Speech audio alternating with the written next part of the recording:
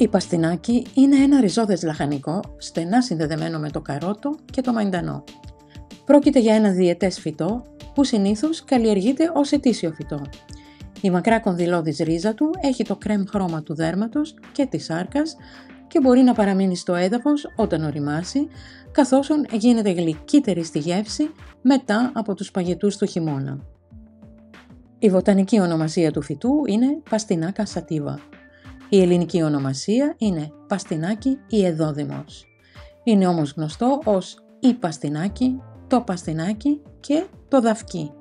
Όποιος γνωρίζει κάποια άλλη ονομασία, ας αφήσει σχετικό σχόλιο κάτω από το βίντεο.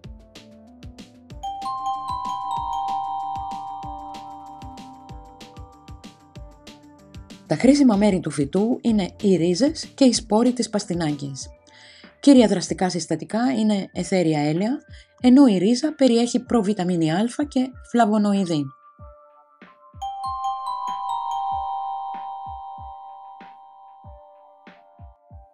Η προβιταμίνη Α ενισχύει την άμυνα του οργανισμού και γενικά βοηθάει στην ανάρρωση. Τα αιθέρια έλαια κυρίως βοηθούν στη χώνεψη και ωφελούν σε προβλήματα των νεφρών και της ουροδόγου κίστης, καθώς και σε στομαχόβονο.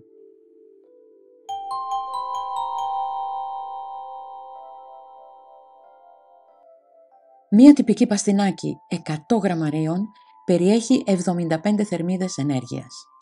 Οι περισσότερες ποικιλίες παστινάκης αποτελούνται περίπου από 80% νερό, 5% ζάχαρη, 1% πρωτεΐνη, 0,3% λίπος και 5% διαιτητικές ίνες.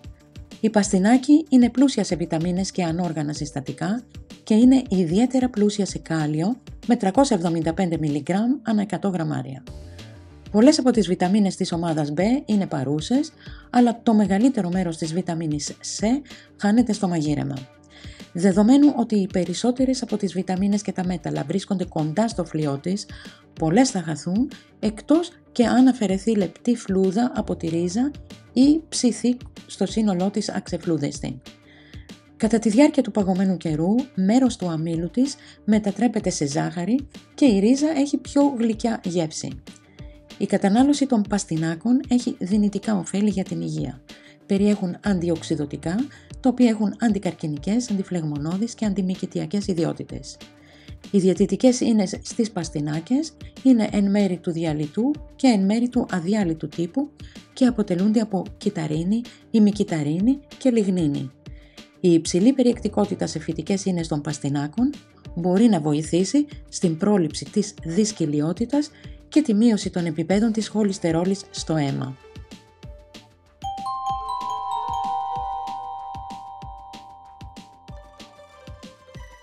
Η ρίζα της παστινάκης θεωρείται ως ένα ιδιαίτερα υγιεινό λαχανικό που μπορεί να χρησιμοποιηθεί στην κουζίνα όπως το καρότο, ομό ή βρασμένο ως συνοδευτικό πιάτων ή σε κρεατικά κατσαρόλας.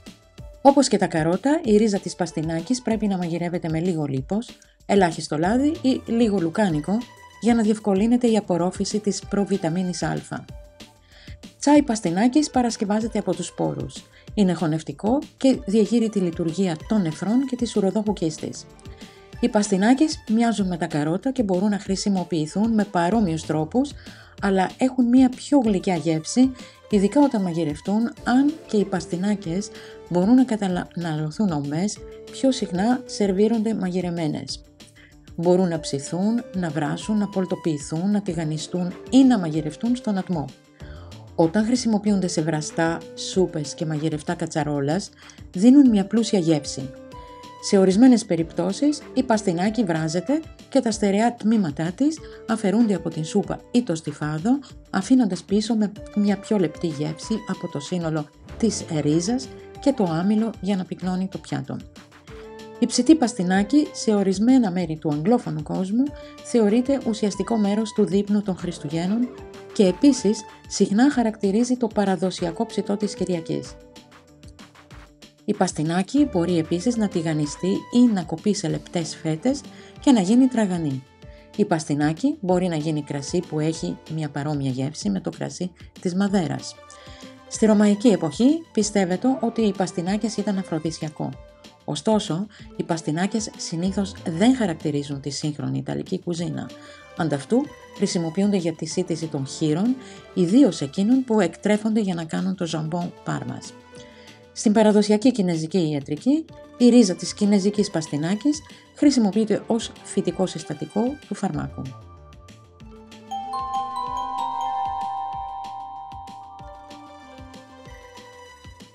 Κοπανίστε ένα κουταλάκι του γλυκού σπόρους παστινάκης σε γουδί. Ρίξτε ένα φλιτζάνι βραστό νερό στους κοπανισμένους σπόρους, αφήστε το μείγμα για περίπου 10 λεπτά και σουρώστε. Πίνετε 2 με 3 φλιτζάνια τη μέρα, όποτε χρειάζεται.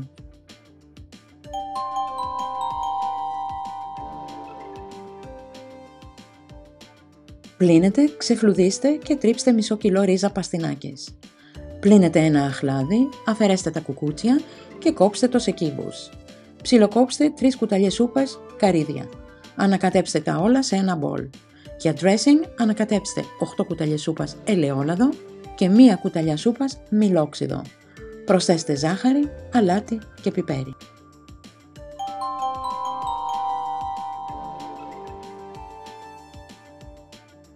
Ευαίσθητα άτομα μπορεί να αντιδράσουν με εξανθήματα σε μεγαλύτερη ποσότητα τσαγιού παστινάκης.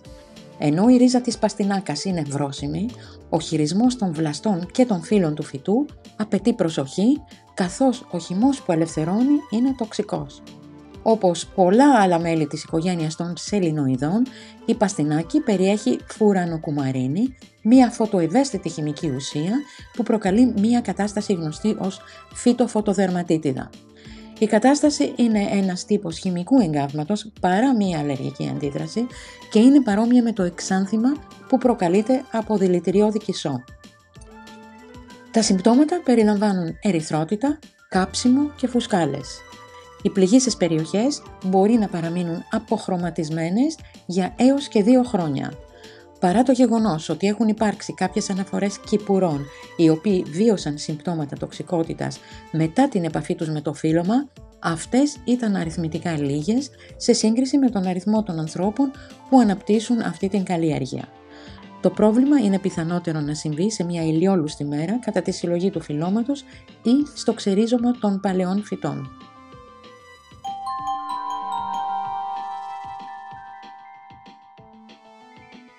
Όπως και τα καρότα, οι παστινάκες είναι ηθαγενείς στην Ευρασία και καταναλώνονταν εκεί από τους αρχαίους χρόνους. Ελληνικές και ρωμαϊκές φιλολογικές πηγές αποτελούν σημαντική πηγή για την πρώιμη χρήση του. Η παστινάκη έχερε μεγάλης εκτίμησης και ο αυτοκράτορας Τιβέριος αποδεχόταν μέρος του φόρου υποτελείας που καταβαλόταν στη Ρώμη από τη Γερμανία με τη μορφή της παστινάκας. Στην Ευρώπη το λαχανικό χρησιμοποιήθηκε ως πηγή ζάχαρης πριν το ζαχαροκάλαμο και τα τεύτλα γίνουν διαθέσιμα. Το φυτό εισήχθη στην Βόρεια Αμερική ταυτόχρονα από Γάλλους απίκους στον Καναδά και τους Βρετανούς στις 13 αποικίες για χρήση του ως ριζώδες λαχανικό, αλλά στα μέσα του 19ου αιώνα αντικαταστάθηκε ως η κύρια πηγή αμύλου από την πατάτα και κατά συνέπεια καλλιεργήθηκε σε μικρότερη κλίμακα.